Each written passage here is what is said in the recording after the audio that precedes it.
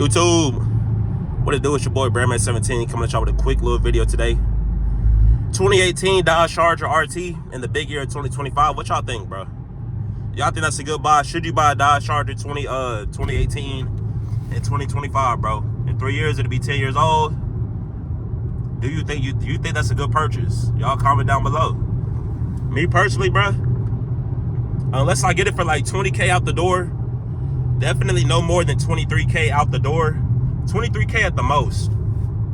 That's the most that I would pay for a 2018. And that's gonna be like a nice clean one too. So no accidents, one owner, maybe two owners. It's almost 10 years old. If it got multiple owners, bro, multiple accidents, multiple damages reported, bro, I'm not buying that, bro. I'm not. And that's the thing, like, I know a lot of people that be on the market for Dodge Chargers and RTs and stuff like that. Sometimes they'll settle, bro. Sometimes they'll settle for a vehicle, you know, the sexy vehicle. They'll settle for that instead of the clean, you know, reliable one. Pay a little bit more for a little bit of better quality. I don't know, man. Y'all comment down below if y'all know anybody that never bought like a Mopar that had multiple owners on it. Maybe you yourself, maybe you bought a Mopar that had multiple owners on it. I don't know. But if that was you, baby, hey, comment down below. Let's see what type of deals y'all got. But hey, back to the 2018. If you've been watching my channel, bro, you know whenever I was in the market for my Dodge Charger RT, bro, I came across the 2018 at a Nissan dealership. The sales lady, she was cool. The car was cool. I mean, the car was cool, bro, but it wasn't. I did a lot of research before I went in and bought my Dodge Charger RT, and I recommend that y'all do the same. Cause like me, I was wanting to get my RT since like May of last year. I wanted to get it since May of last year, but I had to hold off because I bought a crib back in like July. Bought a crib, so you know,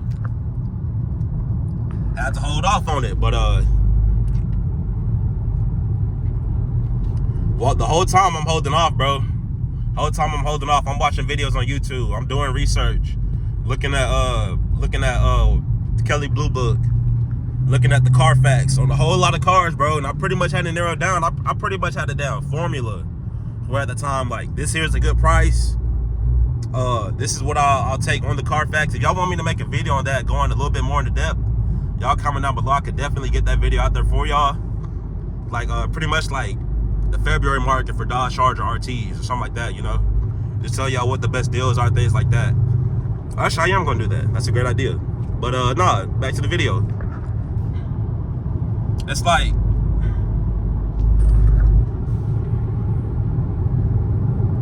like whenever I was doing my research, bro, I did have a couple of dealerships. They tried to get over on your boy. They really tried to get over on me bad. I ain't even gonna cap, bro. They was trying to tell me 2023, or I mean, shit, some of the offers that I got were ridiculous, bro. I had an offer for a 21, and honestly, this 21, it wasn't a bad car. Smoke gray, tinted windows already, RT, it looked good. Great looking car, bro, great looking car. And honestly, it was pretty hard to turn it down. It was damn hard to turn. It was super hard to turn it down, man, and I almost couldn't turn it down, bro. But I mean, I ended up like, I had to turn it down. Come on, fam. Come on. You don't have a stop sign, bro. And you don't got your turn signal on, dog. See, I'm gonna let him slide today, bro. I'm gonna let him slide. FedEx, I'm letting you slide, bro. I should be on OYA, but I'm not. I'm gonna let you slide. I'm gonna let you make it today. But nah, man. I did the research. Pretty much found like the year that I wanted. I wanted something in between the 21, 22, and 23. Because obviously they didn't make a 24, and obviously they're not making a 25. But I wanted something right around there. From all the research that I did, it pretty much said less than 60K miles, you'd be safe to buy a Dodge Charger. Or not necessarily safe, but like, if you're buying one over 60K, bro, that may be a little bit of a risk. So I mean, obviously mine, I still got 9,000 miles to go until I get to 60K. So I'm straight, but it's like, if I'm gonna go into like making payments on a car, purchasing a car, something like that,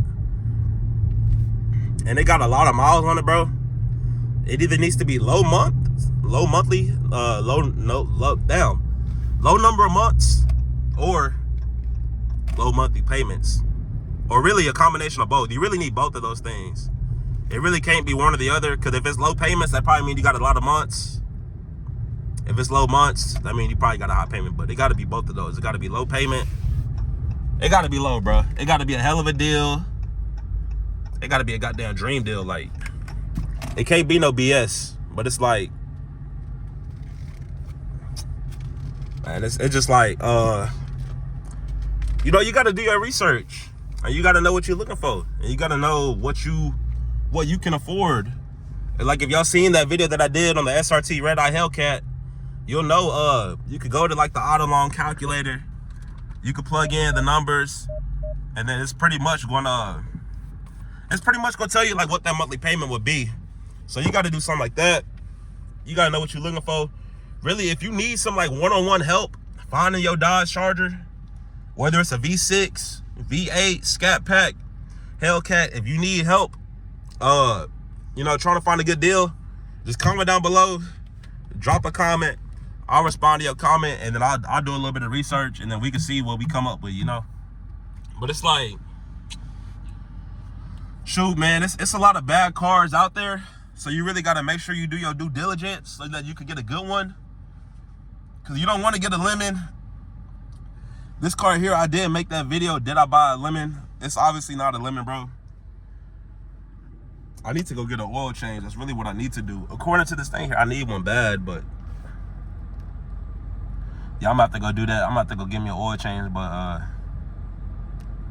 might call the dealership, see if a free one came whenever I bought mine or not. It probably didn't, but we'll see. But yeah, man, you gotta know what you're getting into. You gotta make sure you're not going into like some stupid deal.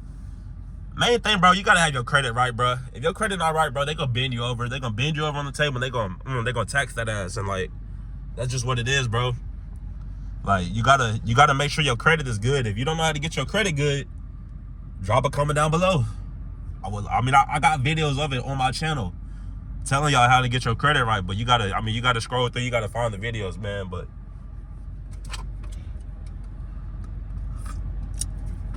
buying a car, it could definitely be like a stressful process, especially if you rolling over some negative equity. Which, if I would have traded in my Toyota Camry, I would have been rolling over some negative equity. But actually, but y'all know I got it on Turo. It's making me money. It's getting the monthly payments paid. So that's really better than the negative equity that I would have rolled over on it. But I'm hoping that I could sell that Camry at some point, cash out, possibly come out on top a little bit, and then get this here paid off quick as possible. Because I really don't plan on paying on this car for 5 years. I got the 60-month loan term. Or I have to double check it, whether it was 48 or 60. I'm pretty sure it was 60 though. I'm not planning on paying on this car for 5 years though. I do plan on paying off this car within the next 2 to 3 years. So that'll be that. Who knows? I might mess around and pay it off this year. I really could do it. I really don't owe nothing crazy on the car. It could definitely get paid off this year. It's February, so yeah, it could definitely get paid off this year. I could get both of those paid off, and then 2026 be smooth, bro, real smooth. And then this car here, really, whenever I already know I'm gonna be able to get some resale value out of this car, because like I've said, bro, if they got 2018s with 80K miles on it, I'm 30,000 miles away from that.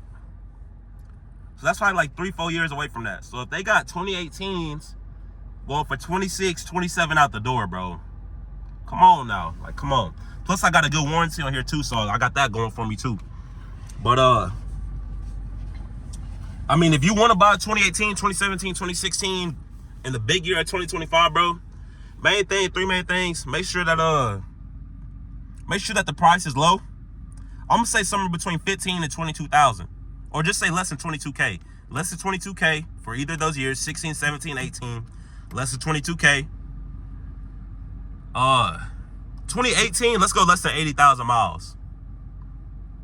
2017, let's go 80, less than 80. Really, we could go like 90. 2016, let's go less than 100,000 miles. But if it's a 16, less than 20K for sure. 2017, less than 20K for sure. 2018, 21, 22 out the door. Don't take nothing more than that. If you're going for 24 out the door in the 2018, bro, you tripping. If you're going for 25 on the 2018, you for sure tripping, bro. But I ain't gonna say you tripping, bro, but you do you, bro. If y'all got any questions, thoughts, comments, concerns, drop them down below. And yeah, with that being said, I mean, I got bangers on my channel. Go check out my previous videos. Make sure y'all like this video here. And with that being said, bro, I think I will catch y'all in the next video. I'm gone. Peace. Run it up. Gone.